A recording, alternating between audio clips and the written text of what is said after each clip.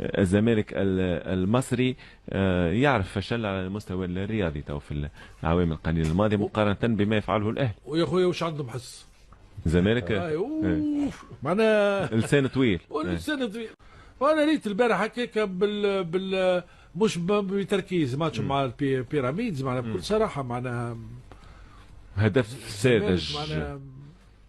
الهدف اللي قبله الزمالك المصري يضحك. التسعينات شرتو ما قبل التسعينات بكل صراحه معناها فقدت جانب كبير من هويه ووزن الزمالك اللي كان. هو انت ساعات باقي اكثر واحد ممكن نجم نحكينا على التاريخ. الزمالك كان عنده القاب تشامبيونز ليج اكثر من الاهلي. قبل الاهلي سبق الاهلي كان عنده 5 القاب والاهلي ذولي عنده زوز بركه ومن بعد الاهلي جنح والاهلي فريق اصبح فريق الاهلي فريق عنده تقاليد راسخه احسن من الزمالك. الاهلي فريق اكثر شعبيه من الزمالك. الاهلي دخل في سيركوي نتاع مسار الانتصارات ولا انتصار يجيب انتصار ويبني على الانتصارات وينجح.